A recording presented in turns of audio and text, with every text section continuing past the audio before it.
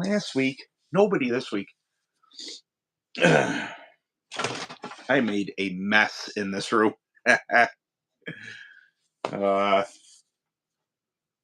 Was attempting to find my yearbook, and I couldn't find it. And I thought it was in that closet, and I thought it was in that chest. It was in neither place. Talking to myself. Was just about to get my phone out and start playing around on my phone. You know.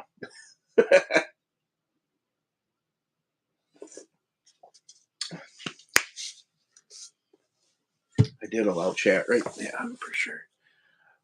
Remember, guard your privacy, abide by community. Yeah. Hopefully, everything's okay. I think I did everything all right.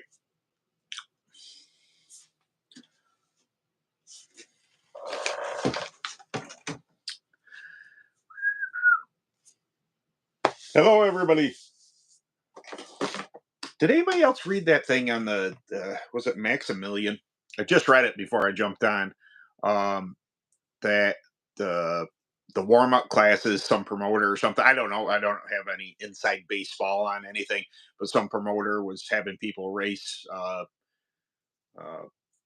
warm up classes and not paying them out in order to acquire the money for the big money classes. Now, it's essentially the same thing as just charging way more for entry for the big class, for the money payout class, which just, I don't even know who posted it. I just happened to read it. Good evening. Yes. I don't know who posted it. Or maybe it was Maximilian posted or something. I thought that was a bit odd of a way to pay structure. I don't know who did it. I don't, it's greetings from Poland. I wish you. Oh well, I appreciate it. If you're for reals from Poland, that's cool.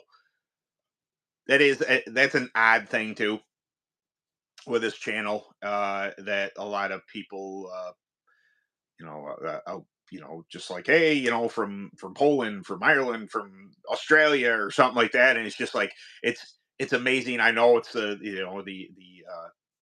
technology age and all that, but just to think that somebody sitting in their bedroom or somebody making videos out in a barn would have that kind of reach out to people of different countries is just really kind of cool. You know, I think well, we all have, if you're watching this and you're a kart racer, we all have similar interests, no matter what part of the earth that you're on. So that's awesome. But yeah, back on that payout thing. I don't. I'm not condemning what they do. Promoters do what they do, and if people are willing to do it, okay, I guess. I just it is it's requiring you to run your equipment more often, but it's essentially you have to pay in more for that money race. I mean, if you're scuffing tires or looking for setup, it's not all bad. It's just I was that kind of that was I didn't I didn't like that concept that you would you're forced to run a warm up class, but then also it's just like double pay in or something. It is what it is. Uh, well, hello from Puerto Rico. Nice to meet you. My name's Ben. What are my thoughts on NK care rule change? So if if I'm led to believe I'm a bit confused, as I'm sure a lot of people are, and honestly, I have not done my due diligence looking too far into it. I know that I got some local tracks or tracks closer to me said that they're per NKA AKR rules. It was all having to do with the new rule changes that just were happening. Maybe WKA kind of made an announcement they're changing the plates for the kids. Um, the AKRA and NKA said that, hey, we're just going to run our last year's rules on the kids' plates. Now, if you're talking about the new rules for AKRA and NKA, I'm glad that they have. They're really doing their part in order to bring everybody together in clone racing. As far as engines go, I think that's fantastic. Um, It's, you can gripe about the addition of the billet rod. You can, now there's more money to have your head ported, and that's all the relative gripes, for anybody putting more money into engines. You're now, making a, 1,100 to $1,400 engine, a $1,600 engine. I get it. The racing's expensive. I'm not trying to downplay that whatsoever, but at least, what I consider to be the two major sanctioning bodies for kart racing in the United States, WKA, they had their time, but I think they've taken a step back from what they once were. Will they come back to the forefront? Possibly, but I think that, uh, yeah, AKRA and NK getting together and getting those rules in line with one another only helps us, because then, I'm up in the Northeast. I can go run in the Southeast or wherever NKA runs, and that it's good for what's good for the goose is good for the gander, or whatever that term is. But yeah, that I don't like. I'm assuming that WKA has essentially the same clone rules, the big, the regular classes. I know they change your kids stuff, but I I know they, their statement says, WKA said, when they're talking about their kids classes and why they changed the plates and why they changed the pipes, that they did a lot of research and they did a lot of testing, and I totally understand. I just don't like it when, they're, at one point in time, you had, if you wanted to run one of the three sanctioning bodies, you would have to have a different configuration of engine, whether it be a kid or an adult. And I don't like the separation. I think that what the other two series, getting on board with one another, having similar rules, very, almost the same rules, is a good step forward. WKA kind of bucking the system. I don't care for it. It is what it is. Who am I to tell them, what they can and can't do? But I like where the other two are at. I think it's great. I think it's the right step.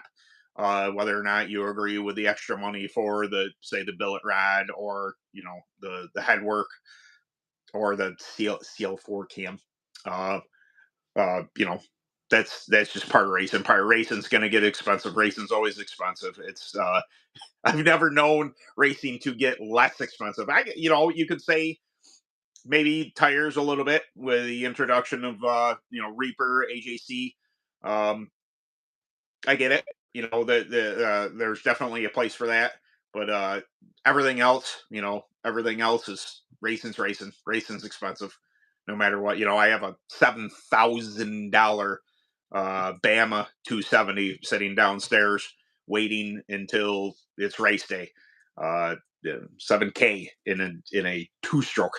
So that's when I hear, that it doesn't fall on deaf ears when, clone racers are like, hey, this is getting expensive. It's like, yeah, that is expensive. I think that, I'm sure that, like I said, the price is going to go up, but I think, maybe my clone engines were 1,400 a piece or something like that, and it's going to go up, with the cam and the billet rod if I choose to do so.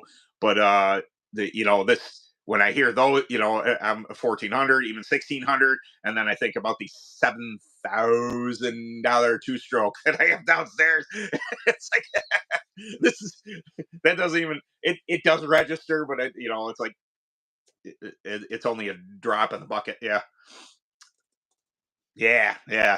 I can't, as much as we talked about this last week a little bit, that somebody asked me if, what the difference is between clone racing and open racing. There's something about nabbing that throttle in the open, though. uh Clone racers who have never run an open engine, try it one time. It's addicting. um but there is style. There's definitely a art to clone racing, knowing what to do, when to do the moves, that if you had a line on somebody with an open, you have more than enough horsepower to kind of make the maneuver. You don't have that. You have to time it perfectly with a clone engine, because you only have so much horsepower.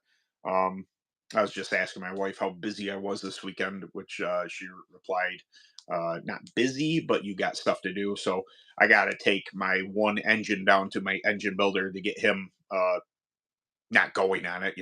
It's there's months before we get started.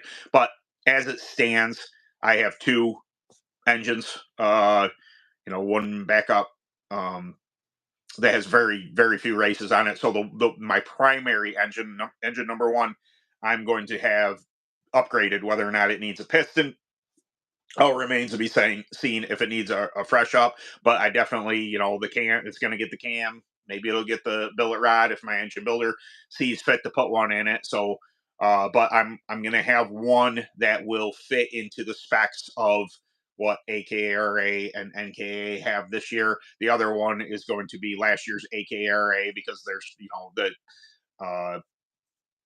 I might have run it 4 times. No, I probably ran that engine 2 times, double races both times. It has 4 runs on it. So it's going to be, money isn't infinite. So on my end, I'm not going to upgrade both. I probably should, but, it's cubic dollars. I have tires to buy. I have things to prepare for the season. So I also have to get my, what was I gonna say? I gotta rebuild the clone clutch has got to get work done to it, and I probably should put some new discs in the open clutch. I'll have to check the air gap on those. Check it. It just tear stuff about maintenance stuff. But yeah, yeah. That's 45 in clones. That's I mean, if you got multiple clones, absolutely. And make this year, Mr. Ben. I am going to, bare minimum, in the open, I'm going to run at least 2 quarter points because I want points for the Grand Nationals in Iowa. I got to become a member of the UAS. I'm going to the UAS Winter Conference here in 3 weeks, 4 weeks, wherever it is. So it definitely, I'm going to be a UAS member. I want to get some points tallied up. Do I think coming off the bench that I'm going to be able to go and win and dominate these races? It is a probably not answer, but I intend on doing that. I intend on running kind of what I did last year with the addition of Dreamfield. So I plan on running AMS a bunch. It's just AMS is an hour from me, super easy to go to. Burris tires. I will mention this if you guys didn't see them post. Burris Racing Tires has come on as a sponsor for 2025 for Kart 63. So in my spiel at the beginning and end of videos, you're going to hear Burris Tires mentioned. Many of you know that I am I like I made in the post. They were the first tires I ever ran on a cart. I continue to love and support them. I know some people are detractors. They don't care for the brand. It's okay. Uh, I'm an open tire guy, and Burris tires are one of the tires that they they work, and I think they're fantastic everywhere I run them. So I'm not delusional. They're for certain tracks, other tires might perform a little bit better at times, but I don't think there's you know I would put plus the American made thing. Just I'm pro America. uh, but I intend on running AMS and then Dreamfield. Champion is hit or miss. It's Friday night. It's just a pain. Trying to make that is Friday night races are just tough. I get out at 5 o'clock wherever it is. It's tough. Uh, but yeah. My son's second here.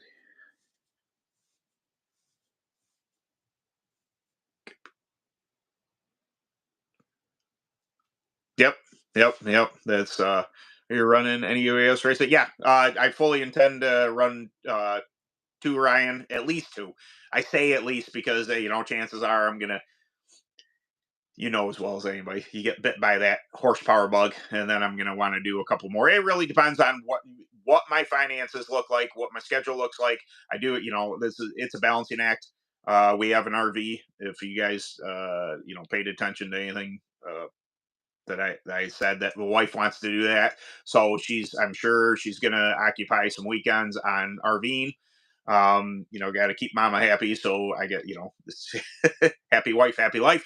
I'm honestly okay with chilling out on certain weekends and not doing much because I will run my if it's left up to me, if I have the money, I would race every single weekend of the summer. And I won't say I'll burn myself out because I love racing, but it also financially there's no way I can keep up with it. But yeah, I think we're gonna start. Yeah, that's it's not a bad idea. Uh, the only thing that keeps me from even considering doing four strokes is I'm a two stroke guy. I'm not much of an engine guy. Like I can put, and I have put a piston into my Bamas. Um, replaced top bearings. I've done on my old sedans. I've done which would be the same as this Bama. I can put crank bearings in it, but as far as if I had to put a bottom rod and bearing on it, nope. And I don't have the tooling for doing four stroke stuff, so it's more leave it to the professionals type of thing. It's not that I couldn't figure it out, but it's a lot of time in order to figure out what people already know, and I just rather uh, give it to them. There you go. Any extra work I ever have done on the BAM, I send out the bowler. Um, you know, tell mommy you can. Yeah, I know. It's just my wife. I've said this before. My wife's super supportive of me. She's super supportive of the channel and everything I do here. But she's not a racetrack chick. Uh, she'll come. I don't think she came to a single race last year. It's just my thing. It's dirty. She's a girly girl. Uh, so it is what it is.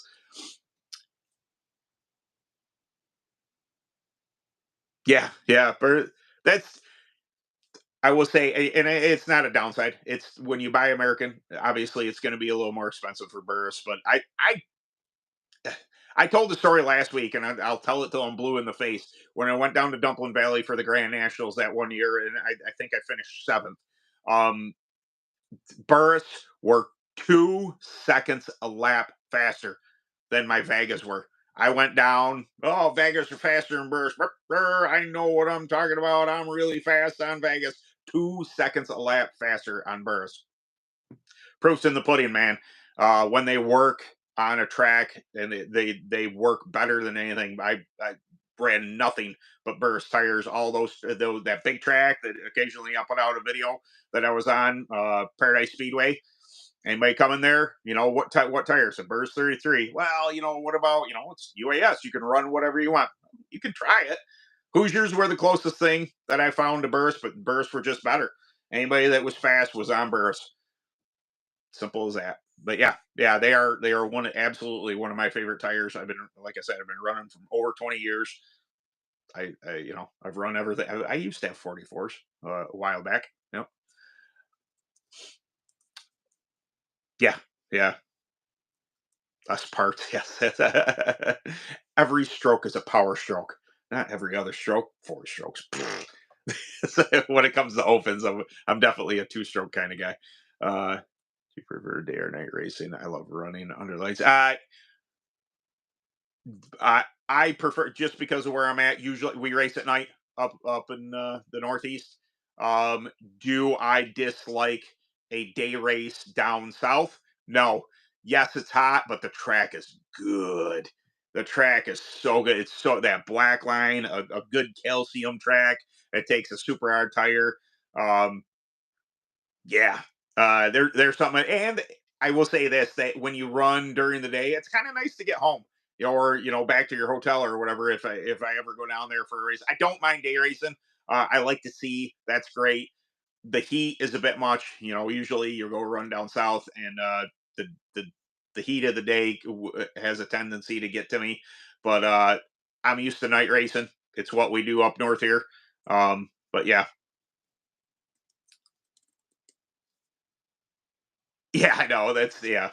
Having my wife's a good sport about it. She's been along. She used to come to races. Matter of fact, when I was administrator for the upstate New York UAS, she used to do the payout and stuff. And I left it to her. She used to come to the track all the time. It's just, I'm not old. We are not old. But as she's gotten a little older, she's just over it. Being on your feet all day long. And honestly, what it comes down to is I'm Chatty Cathy. She doesn't love people. She's pretty much a typical introvert. To whereas I get at the track and I'm saying hey to everybody and talking about this and that and going to other people's pits and you know I'm not a full on extrovert, but I am an introvert who can extrovert, and I have no problem talking to people. So she usually loses me for a couple hours when we go to the track, and then I come back. She's like, "Oh, nice to meet you." Yeah, she's a ball buster for certain. I like to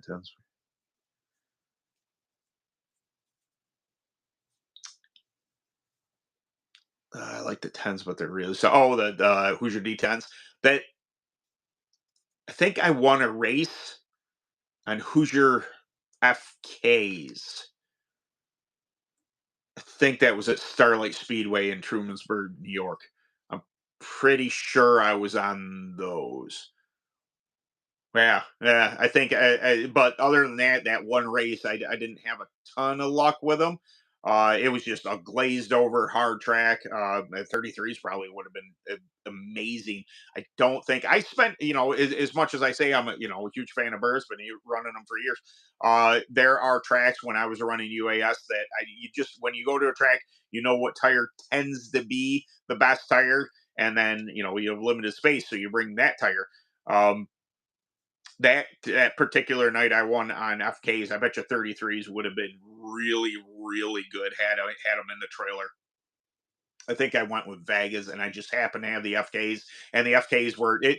I found this too when we were running at Paradise. So the micro sprints always ran Hoosier treads. That's what they ran, and the 33 compound matched up really good to that. What base layer of rubber got laid down by the micros? The 33s really did hook up pretty good. Um, but messages. Uh, but the Hoosiers, also worked really well on that type of surface. So, I would have run that. Uh, come to the Chili Bowl. Yeah, it's Cuban. You have no idea how many people, just like, hey, come to race here, and I would love to. I would love nothing more than to get out of this. It is miserable outside. There's a helicopter. They run training exercises uh, all the time around here. People freak out on Facebook about it. What are the helicopters? It's just like they're training exercises. They do it all the time. But yeah, I would love to race everywhere. I'm just like I've said a billion times. I'm just a broke racer. I do what I can. I would love nothing more than it was -4 yesterday morning. That sucked. My hot water to my kitchen froze. Yeah, the hot water, not the cold water. I think that line is actually closer to the basement wall, which I have insulation up. And why the other one doesn't freeze beats me. But yeah, yeah. There's that. She sent me. My wife loves to say. I'm sure I'm not the only one. Sends me all sorts of reels and what have you, shorts and this and that, and it's got a beard to do, and he's leaving. He's like, hey everybody, and says behind every chatty husband is an introvert wife that hates everybody. She sends that to me. I'm like, oh yeah, that's it's par for the course there, honey. We're switching track.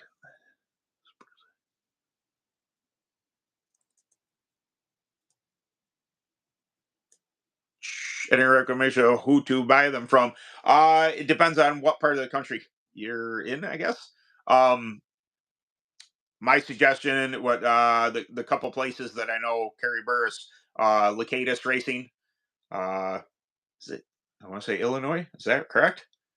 I feel bad. Matthew's treated Walt and I right over all these years, but Leucatus Racing is a great place to buy tires from. Super good people. And if you're near Northeast, Northwest Ohio, yeah, that Leucatus Racing, like Leucatus, Laukaitis or something. Leucatus Racing. Um, great people to buy stuff from. Father son team. Um, run a shop. Matthew, the son, runs most everything now. But also JC Specialties. They're a little bigger of a warehouse, but also equally as nice of people. I've actually been to JC Specialties, to their facility. Super, super nice people. But yeah, um,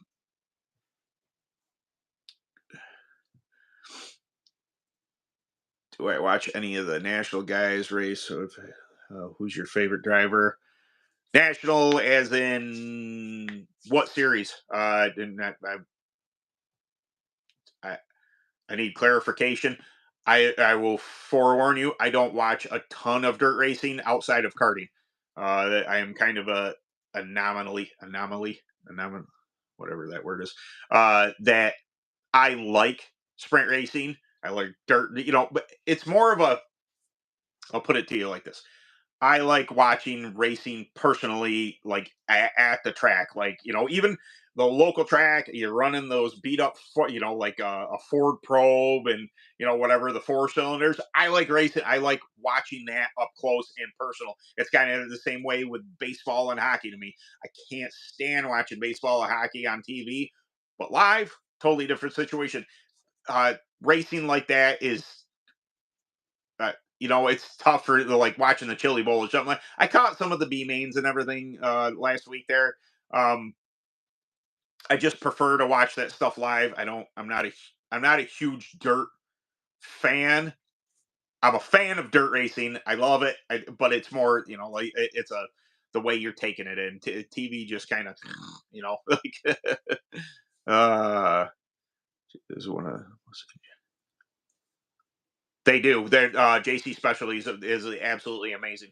They have it's if anybody ever gets the chance to tour the back room and everything, the racks of tires that they carry, that they have a whole machine shop for doing engines. Absolutely fantastic place. Well, I'll add on that Lacatus Racing, although I've never been there, obviously they're quite far away from me, but they do engines, they do tires, they have a whole prep line. Like I said, Matthew's just fantastic to deal with. Super good guy. Uh, WKA. Oh, okay. So like kart racing. Um, I in general, I like a lot of people. I like watching the super fast guys do super fast stuff.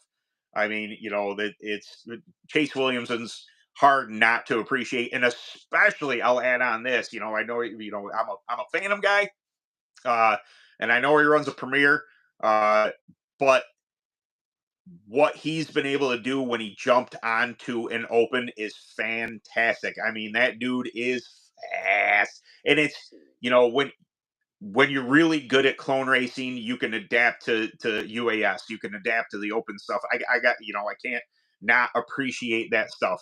But yeah, anybody doing battle up front, I'm a fan of. The Shade Chavis has I met him briefly a long time ago. He's been an icon of our sport for a very long time.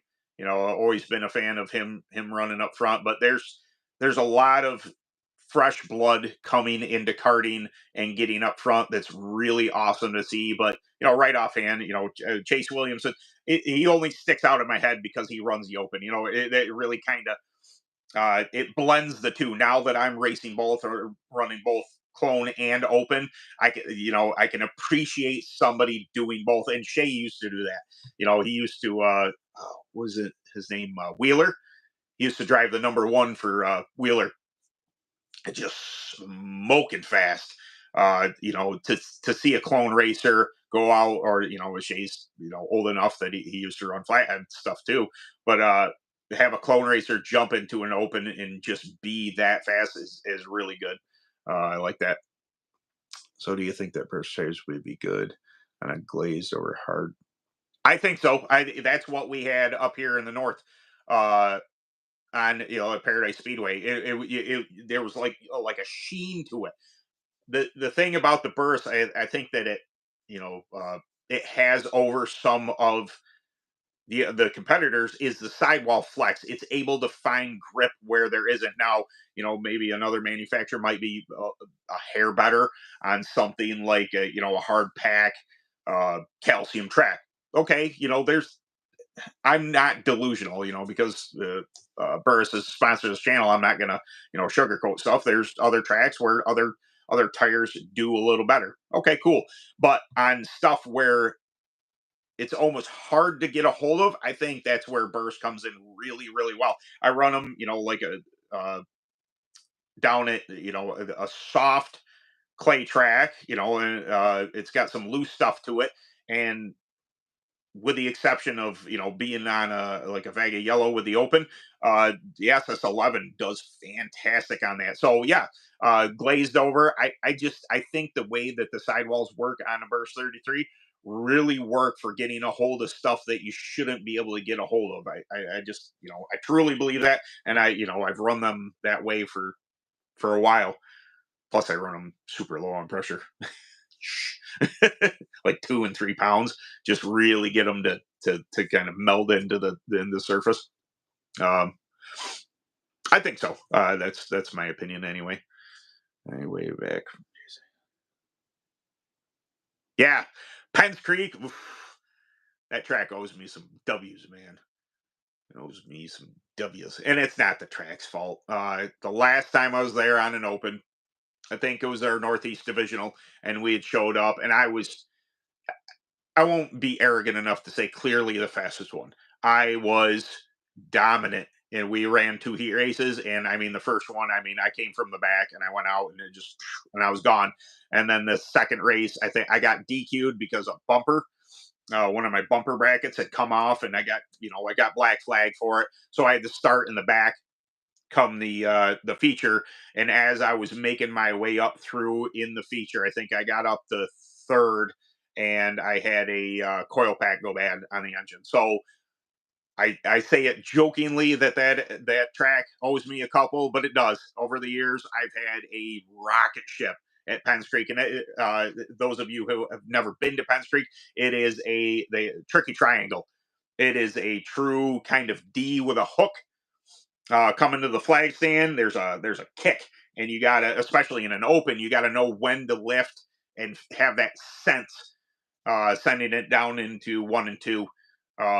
Or do you lift it all through it? I tell you, with the Bama, you got to lift, and it was a timing thing that you had to know when to lift coming around that D to make 1 and 2. So really wicked track, really really wicked track. Lots of fun. It just I've never I kind of checkers or wreckers there, and like I said, I got no W's there. So I was just the last time I was there, I was working on being the dominant cart, and everything just kind of fell apart on me. It's racing. That happens. I was pretty upset at the time though, because after the first heat race, and as a matter of fact, the second heat race, I was out in front when I got black flag. I was coming to the front, or yeah, no, I got to the front when I got black flag. So I was aiming on dominating both my heat races and starting on pole, and instead I had to start in the rear because I got DQ'd, and then it wouldn't have mattered anyway. Coil failures happen to everybody. Just bummer.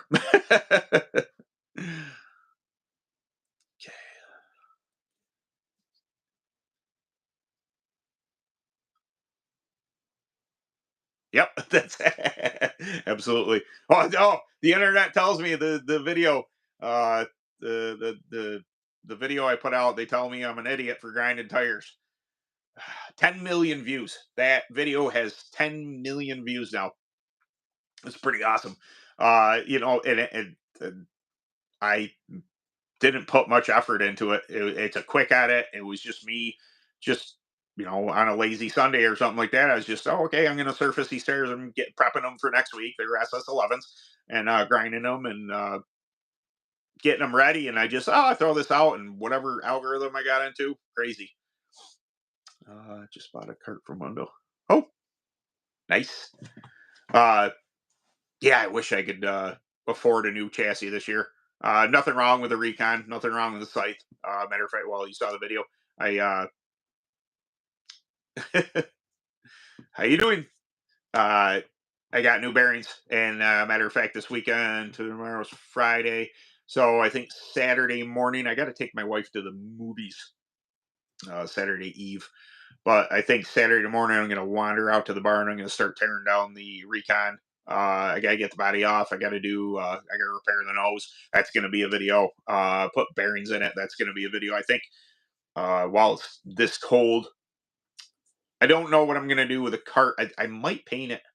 I know that powder coat's way better, but uh, I work in a body shop. I'm sure my boss is cool with me using some inexpensive paint in order to paint it. And plus, I could change color if I wanted. That'd be kind of cool. But yeah, those videos will be putting bearings in the front end of that. Though that'll be a video. I'll be grinding and repairing the front nose, showing how if you have a fiberglass nose, how that can be repaired. That definitely going to happen. When I'm getting that footage, I'll be able to get some stuff for some shorts and reels and TikToks and all that stuff. Uh, yes, I'm on TikTok, by the way. Just look for Ben Taft. I'm on there. But I will say this, the TikTok thing, blah blah blah. What they do have is the best editing software for shorts that there is. Hey, I'm on YouTube right now. They'll probably kick me off, but get your crap together when it comes to editing, because editing software for creators like myself, it's the format is super easy over there. Not so much here. Just my opinion, though. Yeah. So, does anybody have any questions or anything? I'm still working on the sticker thing. These things. Uh, it's more so laziness. I have a PayPal set up. I just have to make sure everything's kosher with it, and it's going to be cart63 at Gmail is going to be the PayPal. I just once I get the link, I'll probably put it on here. I'll probably put it on Facebook and stuff like that, to where as anybody wants to buy a sticker. Just because postage, I had to buy envelopes and I bought the stickers, and not that expensive. Like I said, if you guys, some of you missed it, $4 for the first one, and if you want additional stickers in the same pack, it's like $2 a sticker. Uh, I make a tiny little bit of money on it. Uh, nothing to nothing to break the bank, but pay for envelopes and stickers and stamps and stuff like that. Yeah, that'll be, if I can find a minute, that'll be coming here soon. But yeah, if you guys are gonna interact with me, I'll think of. So I wanted to talk about something. I think this weekend's video is going to be on tire widths, or I'm sorry, rim widths, and what it does to sidewalls. Uh, don't believe I've covered it. What's kind of funny is when I'm making these videos, because I have I've made videos on such a vast array of subjects, for karting and racing in general. Is sometimes I come up with an idea and I write it down, and I've scrolled through my videos, and I was like, you already made that video. You know why that sounded like a good idea? Because you already did it once, buddy. And my information may have changed. I can put some nuance on it. If I have some different thoughts on it, to keep the content rolling. But also, I do want to make them different enough that it's worth your guys' time, because it's just I can't expect I can't expect people to keep on tuning in if I'm just regurgitating the same old, same old. I just try and, why there's such a difference in videos. If I'm covering driving etiquette, to what rim widths to use, things like that. These are all, I don't want to say engaging, but they're things that you might want to ask, and it keeps things fresh. I don't want to do tire videos every single time, because it's just, there's only so much you can talk about them. Uh, So I introduced the other stuff, and some videos do way better than others. I thought for sure that last one on treaded tires, prepping treaded tires, was gonna, views wise, do a little better. Not that I base anything on that, but I just go back and I look at it. I'm like, really? I could have swore people, especially chili bowls, just happened. There's the big controversy of people doping tires and all this stuff. I thought, oh, I'll do a video on prepping treads, and what I thought that effect would have on treads. And it's not that it did bad; it just didn't do great. And I was like, "Wow, really?" But I do a video on NKA and AKRA clone rules and my opinions on it, and they do really, really well. And it's just like, wow, that's I don't even build engines, but okay, it's hard to gauge. What there's no way to anticipate what videos are going to do well or not. And like I said, it doesn't. That's not a it's not a barometer on how I go about making videos. I just kind of I go through my list, or if somebody is recently asked a question or brought up a topic, I kind of have a tendency to write it down in the list, and I'll just kind of scroll through and go, nah, nah, nah, nah, oh, that's a good one, and I pick that one, and I go with it. There's no real rhyme or reason. Matter of fact, sometimes it isn't until I walk out into the barn and I'm flipping through my phone and I look at it and I go, yes, we'll do that one. And then I start shooting. It just, I don't ever want to get too into my head about a subject unless it's, really, really important type of thing. Uh, thank you very much. I really appreciate it. I really try. That's first and foremost of anything I do. And anybody who's ever reached out to me knows that I will never knowingly point you in the wrong direction. I will always try and help. Doesn't mean I always have the answer. Absolutely not. It's just it's part of the thing. I try and be try and be. I am a humble person because I know that I don't have all the answers, but maybe a second set of eyes, a different experience, somebody who's been at it maybe a little longer than you. Maybe I have a concept that at least could get you, pointed in the right direction. Go, oh, I haven't really thought about it that way, because there's, it's truly, racing is a spectrum. There's no A, B, C, D. You're a winner. That doesn't exist. We are dirt track racers for the most part, and there's nuance to it. So, yep. But I do appreciate that. That's started on Reapers last year, switching to Burris through the transition. I would. It's just my personal opinion. You can prep a Burris inside.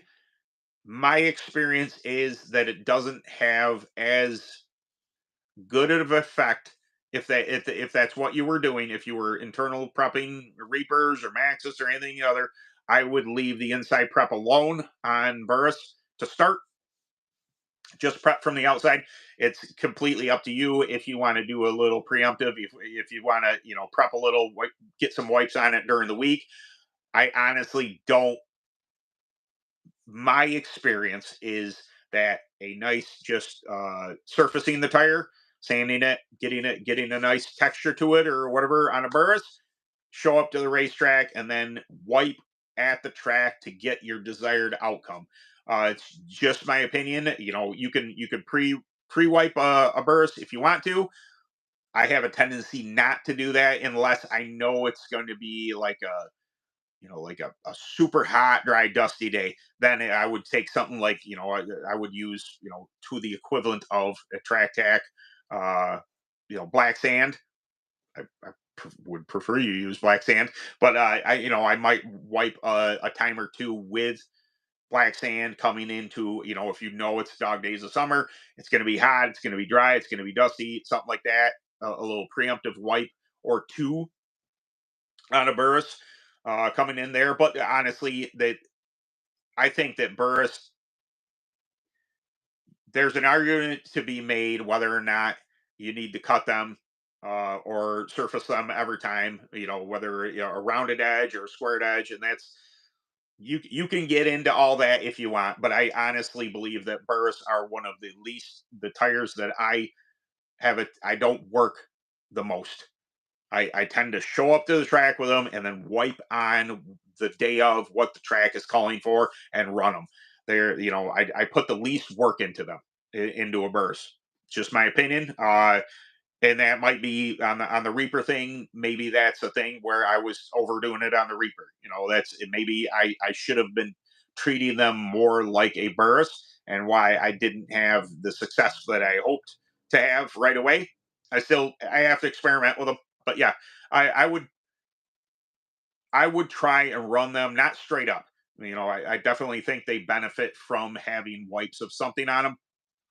I would just, I would, if I was getting a brand new set, I would surface them, get some kind of texture on the outside. You'll know what I'm talking about when you use sandpaper or lap disc or any, grinding or anything, you get a texture on a burst, whether it be 11, 33, 55, whatever it is. Um, and I would just show up to the track, maybe something, a little pre-race wipe, just a little something, bite them up, see how they behave. I honestly, the last race of the season, I lost to a straight up set of 11s.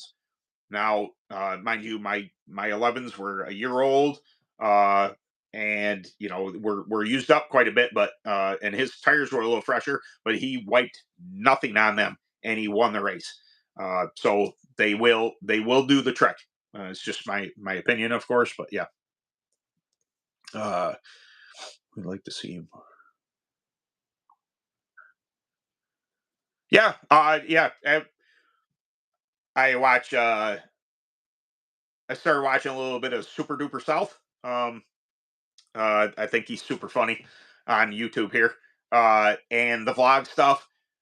th- it's a personality thing. Like I said, getting on here is not a problem for me. But again, I struggle with it. So I'm not a complete extrovert. I can extrovert. I'm not afraid to do this. I'm willing to do what's necessary for the channel, for meeting people. I'm a very personable kind of guy. But it's also like I'm missing that kind of look at me attitude. Like, hey, everybody, pay attention to me. And it's a I rail against my own arrogance. Even if I'm pretty decent at doing something, I tend to fight myself, and I humble myself every opportunity that I get. So, but yes, I do like. I've done a couple vlog ish style ones. I haven't done one in a really long time, but yeah, I definitely I have a GoPro. I just should walk around and kind of BS with people, and I think I have a selfie stick. That'd be kind of cool. Throw that on there, just walk around, maybe BS in the pits, with people. Fair warning, I'll have to figure out how to bleep stuff. On here, I don't swear. If you ever meet me in person, I'm not like a sailor or anything like that, but I definitely have some colorful language. If you ever do meet me in person, but I have to try and if it's going to be on YouTube, if it's going to be for the people, I try and be as family friendly as possible. I try not to swear or say anything out of pocket or off color. It's a choice I made. I think that these videos should be for everybody. And, I'm really pigeonholing myself into something that I don't want to be, viewed as. But yes, you can catch me saying the F word and stuff at track, especially if I'm mad. I'm competitive as the day is long. Uh, I generally did black sand and orange pre-race. Yeah, that'll do. I think that if your track's going to Burris, I don't. I've never. I say never.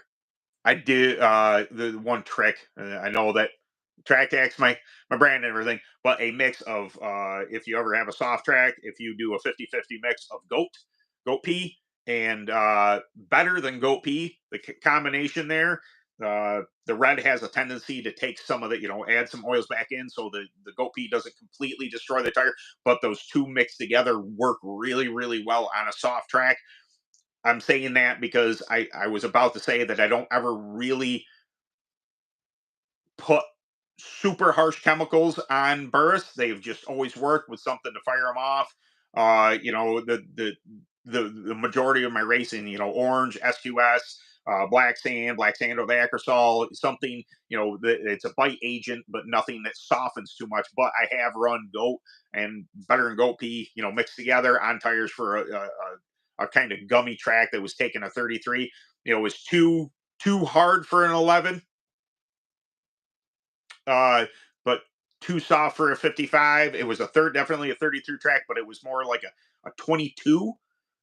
But I don't know. There's a difference. The way the 11 sidewall behaves compared to the 33. You need a slightly stiffer sidewall than the 11 would give you, but you wanted the bite that of 11 tread with the sidewall of a 33. So that's where prepping comes in, and wiping something coarse like that. I rarely do it, but I have been known to do it. But again, black sand, orange, fantastic choice for Burris. Works really, really well.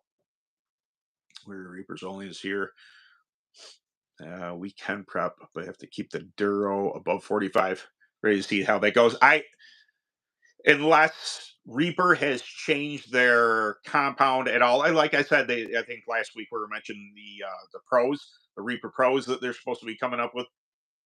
And I'm curious what they're going to behave like, if they are going to be a more manipulatable tread with prep or not.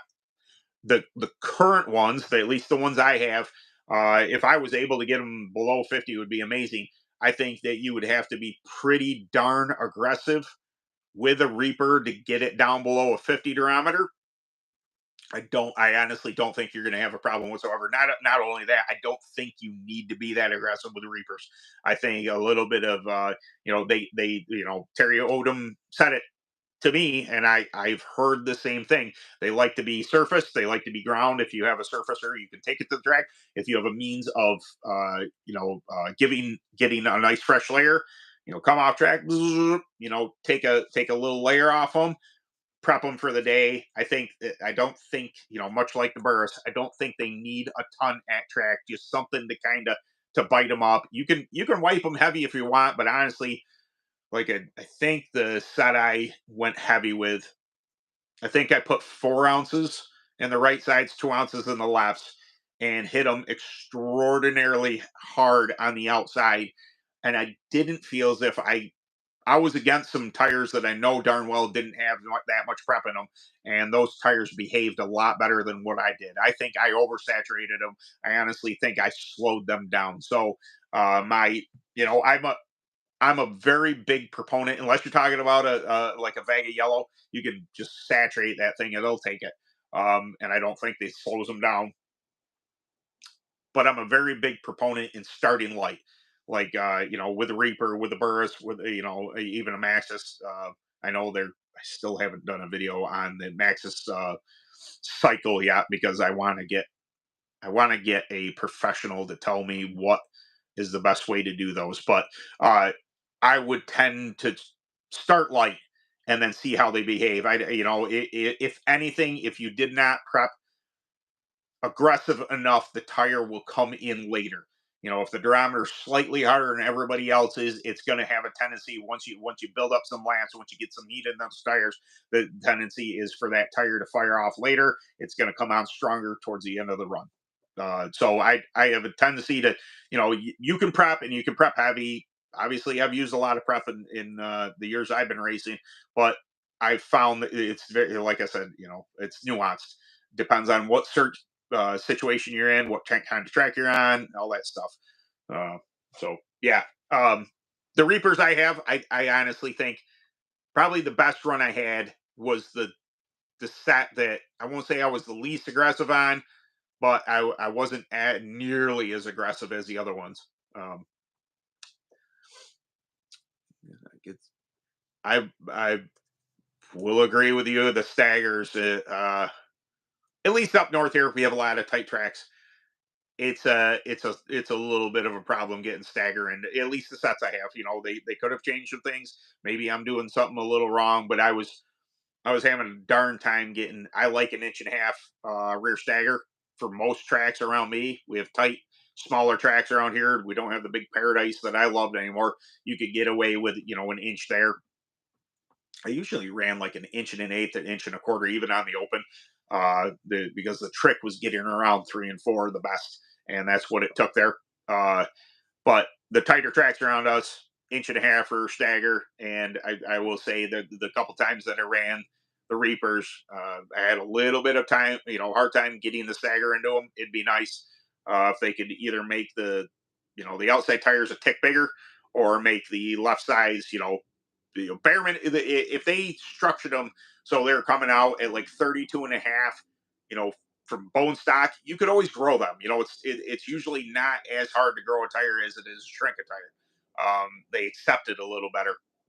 There's only you have that amount of mass there, and it doesn't like being compressed all that much. To whereas getting those molecules and that tire to expand is a little bit easier. And I don't say it's like humong, humongous amount of easier, but it's a bit easier to grow a tire than shrink it.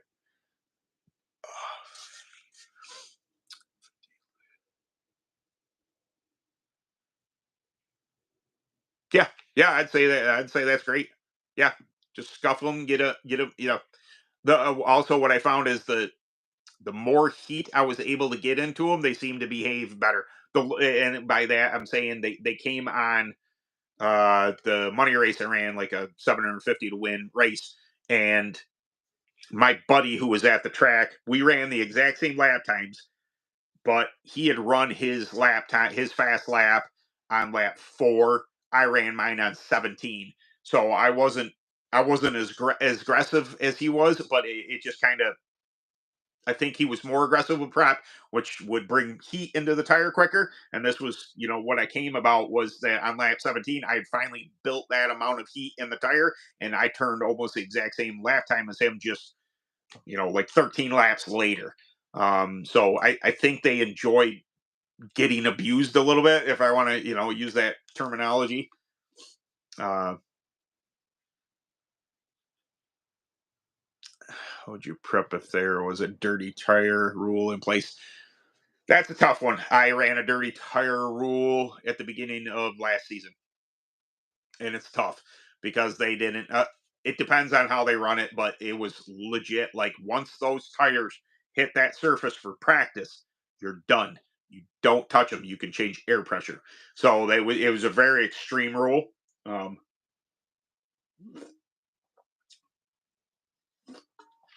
but taking your best guess into account, what type of prep is going to behave the best for that night. You got to look at the forecast. Is it going to, is it going to be, a cool night? Is it going to be a warm night? Is it going to be dry and dusty? Your best perception, take whatever prep that is. And I would probably, layer on, you know, a minimum, 2, 3 coats of whatever it is, just to give you a good base layer coming into that night. And then, kind of hope for the best. That's all you can do with the dirty tire roll. If it's a no prep roll, because that's what that was, is once you get them to the track, you did what you did, and it was just tough. Like I would have rather them, if a track's gonna do a dirty tire rule, implement it or as soon as your tires hit the track for the heat race. So you're allowed a little bit of leeway. Hey, I went out in practice, came off. That's not the tire. That's not the prep for today's action. And allow you to change them at least once. Once you go out for qualifying or a heat race or whatever it is, then shut it down. And then whatever tires you're on for qualifying or heat race, that's what you have to run in the future. I think that's a great, if you're going to choose to do a dirty tire rule, that's a good idea. The one I ran to where, it was once you do practice, you're done. It was tough because I knew immediately in practice that wasn't the right set. And yeah, I mean, also your staggers. You never get a chance to set your staggers. A very smart man once told me the first thing when you show up to a track, you have your setup, your everything. Go out in the track in practice and make sure your stagger is correct. Make sure that turns, and then once you know that that's enough stagger for that particular track, you can go upon wiping tires, doing what you will for overall bite, but you need the cart to turn. You need it to rotate in the center, and I think he's dead on with that. Mike Yao was his name, or was his? He's still alive. I don't know why I said it like that. Tire Daddy, Mike Yao, super super good guy, North Carolina. Robbie Yao's dad. He told me that one time. Set your staggers first, and I'm like, that is a great idea, sir. Thor 12. Ooh, who carries Thor? Does JC Specialty carry Thor? They used to carry Thor. I Just thinking who's close to me that I haven't seen Thor in a while. Um, I never paid attention to stuff. Oils that people I know of Thor. uh, oh, wintergreen, yeah. I honestly call JC Specialties. They used to have wintergreen. It's worth a shot. I remember them once upon a. I went down the very first. It wasn't called a Grand National back then. In 2006, my dad and I and his wife and kid and stuff, we all went down to Loris, South Carolina for what would be the UAS, the very first of what was a you could consider it a Grand National nowadays. But basically, it was the Florida boys versus the Carolina boys, and we just went down to become part of it. And it was you go down there, everybody's running maxes, they're it's honestly the first time Eddie Schreifels, Fast Eddie Schreifels, was just he had Track Tack T-shirts, and I was like, oh, those are amazing. And we'd heard about Track Tack, just never used it. We had Burris 33s down in South Carolina, and I'm sure older. When I started racing, we didn't have anything really brand new, and we had wintergreen. That's what prep we had. So we went down there. We're wiping wintergreen on Burris 33s in Loris, South Carolina, the very first time I ever ran down south. And it wasn't choice. It wasn't choice then. But then again, I think I had a coil break that day too. I had a K35 on was that a 99 or an 01 Coyote Thrasher. So yeah, Coyote. Why did I say that like that? Yeah. Anyway, why am I having a hard time saying Coyote? Coyote. They're an hour from me. They're up in Rochester, New York. They mostly do road course stuff now. So, oh crap! It's been an hour. Okay, guys. I see there's 22 of you in here. I really appreciate you coming by. But yeah, I think I was on here for like an hour, almost an hour and a half last week. So I do appreciate you coming by. So we'll fire this back up. Like I said, probably expect a video on tire rim widths and what it's going to do to sidewalls. Probably, I really liked having the diagram about the treaded tire last week, so I got my brain thinking, well, let's do this one, and then I could turn around and I feel like a teacher or something. So I am not a teacher, but anyway, I really appreciate. I will get on the sticker thing. I don't know how many of you are going to be interested in that, but I will get on the sticker thing hopefully this week here and get some stuff posted up. I just it's lack of better terminology. I've been lazy, but and I don't know, Mister. Is that Russian? I don't know how to. That looks like Russian. Hi. I don't know. I have no Google Translate on this thing. So, all right, guys. I will. I'll see you for a video Sunday, and then we'll meet back up here next week. All right. Later.